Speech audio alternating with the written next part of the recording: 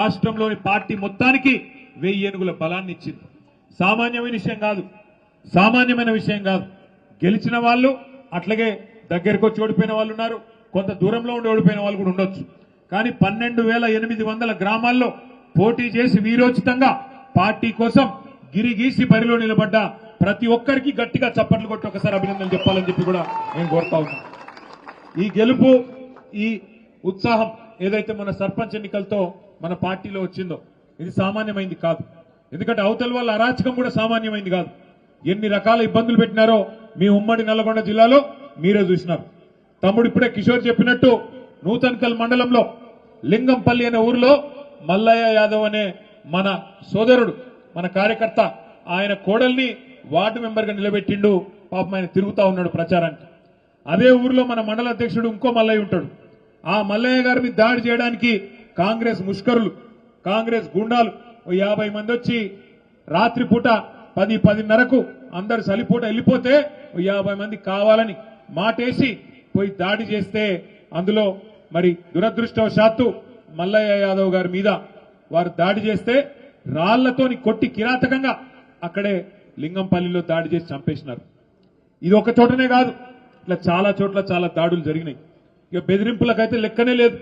అంత ఎంత గలీజ్ అంటే రాజకీయం ఎంత గలీజ్గా మారిందంటే కాంగ్రెస్ వచ్చినాక మనం కూడా ఉన్నాం 10 ఏళ్ళు ప్రభుత్వంలో, కానీ ఎప్పుడు ఇంత చిల్లర రాజకీయం చేయలే. నల్లగొండ నియోజకవర్గం తిప్పర్తి మండలం ఎల్లమ్మగూడెం అనే గ్రామంలో సర్పంచ్ గా నామినేషన్ ఇస్తే మన సోదరుడు, ఆయన పేరేముండేనే యాదగిరి గారు నామినేషన్ ఇస్తే ఆ సోదరుని బెదిరించినారు, ముందు కొట్టినారు, కాళ్ళ మీద ఏళ్ల మీద కనబడుతున్నాయి దెబ్బలు. ఎగ్జామినేషన్ చేస్తే ఏ డాక్టర్ అయినా సర్టిఫికెట్ ఇస్తాడు, బాగా కొట్టినారు. కొట్టడమే కాదు, అయినా కూడా ఆ తమ్ముడు వినకపోతే కారులో వేసుకొని కిడ్నాప్ చేసి తీసుకొని పోయినారు. తీసుకొని పోయి అక్కడ ఉండే మంత్రి బలుపుతో ఆయన కనుసన్నలో ఉండే ఆయన అనుచరుల అహంకారం వల్ల మూత్రం దాగిపించి ఆయనను బెదిరించి ఇన్సల్ట్ చేసి అక్కడికక్కడనే ఆయనను అవమానించే ప్రయత్నం చేసినారు. అంటే ఎంత కిరాతకమైన, ఎంత చిల్లర వికృతమైన రాజకీయం ఇది ఈ జిల్లాలో జరుగుతున్నది కాంగ్రెస్ నాయకుల కనుసన్నల్లో. ఒక్కసారి మీరు ఆలోచన చేయండి. అట్లాగే 1-2 కాదు, ఇట్లా ఎన్నో ఉన్నాయి ఉదాహరణలు. హుజూర్ నగర్ కాన్స్టిట్యున్సీలో అయితే మన వాళ్ళని తీసుకొని పోయి పోలీస్ స్టేషన్లలో కూర్చోబెట్టి బెదిరించి ఆఖరికి కాంగ్రెస్ మండల అధ్యక్షుడిని పోలీసు కూడా పిలిపించుకొని వాళ్ళకు మన క్యాండిడేట్ని అప్పచెప్పి పంపించే పరిస్థితి. ఇంత చిల్లర రాజకీయం ఇవాళ ఈ జిల్లాలో జరుగుతూ ఉన్నది. పోనీ ఇదంతా ఒక దిక్కు అయిపోయింది. తర్వాత ఎలక్షన్లు అయినాయి, మనోళ్ళు మొక్కవోన్ ధైర్యంతో కొట్లాడినారు. నకిరేకల్ నియోజకవర్గం చినకాపర్తి అనే గ్రామంలో మనకు పడ్డ ఓట్లను, మరి అధికారులకు ఏమైందో నాకు తెలియదు, మనకు పడ్డ ఓట్లను అవి కలిపితే మనం గెలిచిపోతాం, అవి పక్కకు బారేసి పక్కన మోరులో దొరికినాయి. మన లింగయ్య గారు పోయి, చిరుమర్తి లింగయ్య గారు కొట్లాడి అట్లెట్లా మీరు లెక్క పెట్టారని గొడవ చేస్తే అది మొత్తం రాష్ట్రం దృష్టికి వచ్చింది.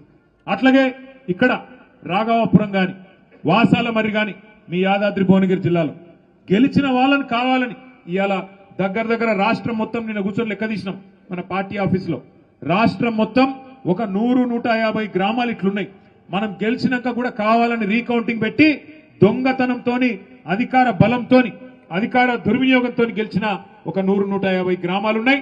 ఒక్కటి కూడా వదిలిపెట్టాం, కోర్టుకు పోతాం, తప్పకుండా గెలిచి వచ్చేదాకా మీకోసం కొట్లాడతామని చెప్పి కూడా నేను విజ్ఞప్తి చేస్తా ఉన్నా. మనం ఎమ్మెల్యేలనే ఇడిచిపెట్టలేదు.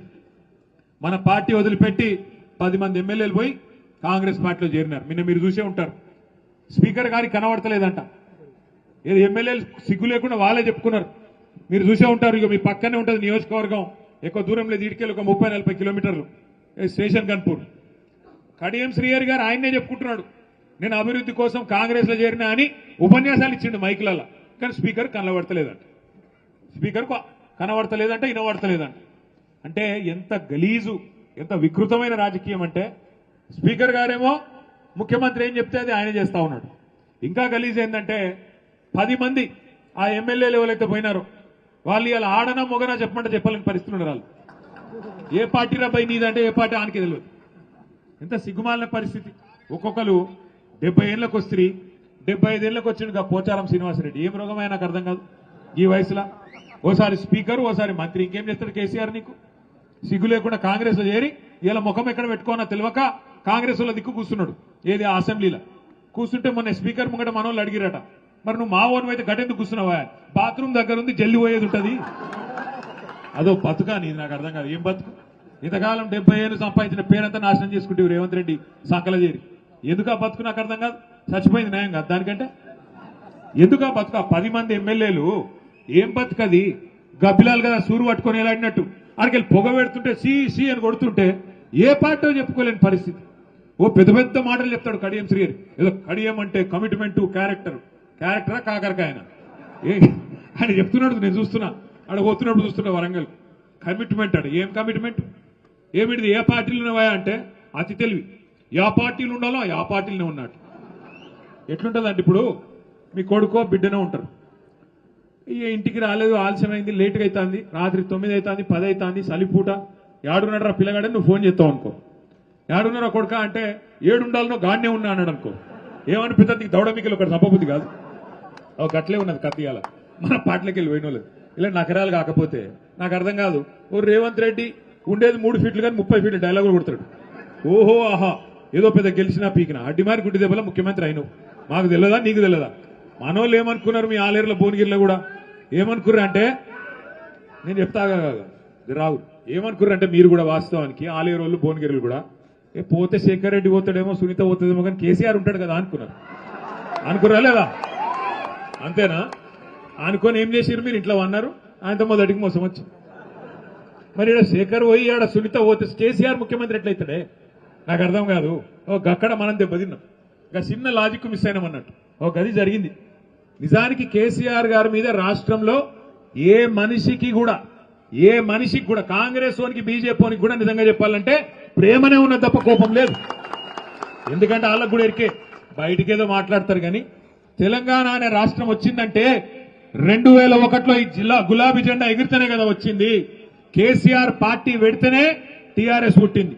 టీఆర్ఎస్ పుడితేనే 13 ఏళ్లు కొట్లాడితేనే ఆఖరికి కేసీఆర్ గారు సావు నోట్లో తలబెడితేనే అప్పుడు కదా తెలంగాణ వచ్చింది.